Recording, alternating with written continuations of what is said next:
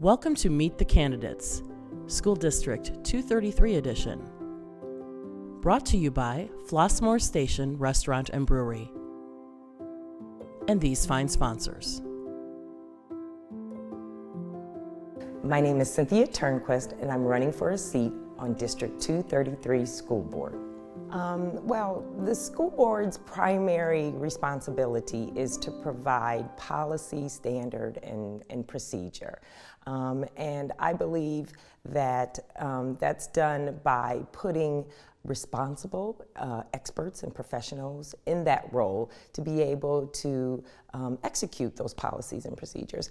But we have to keep in mind that at the end of the day, this is a partnership. So this is a partnership between the board, the administration, parents, the community, and don't forget students as well. All of us have to be at the table in order for us to have the best outcome. Every voice should be heard. So we have to keep that in mind. Even though the board oversees the policies and procedures, we have to allow the administration to do their job. Transparency, when I think of transparency, I think of modes of communication, vehicles for communication, and are we doing a good enough job in offering various different modes of communication to keep the community, to keep our parents, our students informed.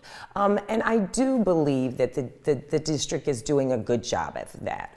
They have various avenues such as the HFYI, which is an e-blast that normally goes out regularly, the website is typically updated, various social media platforms as well. There's also various different boards that you can participate in, parent advisory boards, student advisory boards, the HFPA, which I'm a member of as well. Those are all wonderful avenues in order to disseminate and receive information. But what we must remember is that communication is fluid, so it has to constantly be evaluated because it's constantly changing. And I think that we can there's always room for improvement. We can always do better. So I know there's a lot of discussion about whether or not we should videotape meetings, things like that. I think those are discussions that should be had. I think the pandemic has opened up different opportunities for communication that we never thought that we would ever be taking part in. Who would have ever dreamed that we'd be sitting on a Zoom call and having meetings that way? But I think we can extract some real positive things from those. And I think it's about filtering out what is productive and what is efficient and kind of leaving the rest, to the side for another time. So I do absolutely think that those are subjects that we need to constantly ask the question, constantly evaluate, and bring forward.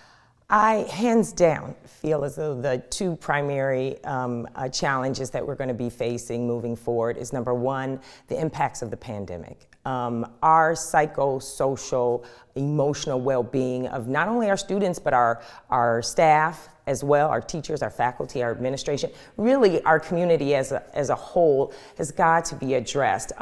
We have, as a community, experienced nothing short of emotional trauma this past year. And so in order for our children to be able to transition back into what we call a normal school year next year, we're gonna have to provide them with the emotional, psychosocial, and emotional supports necessary. We cannot expect for them to be able to be successful academically if we have not addressed those mental health aspects of the learning process. And in order for us to do that, we as a district, we need to be proactive. We need to be able to have in place those therapeutic supports. I work for a mental health organization, so I know the importance of that mind wellness aspect. And in order for our kids to be able to move forward and be successful, we have to have therapeutic services in place, whether it's individual counseling, whether it's support groups, actually giving them tools and resources such as the ability to meditate or to have guided imagery throughout the day so that they will be able to navigate what could be some challenging days ahead as they navigate through a new school year.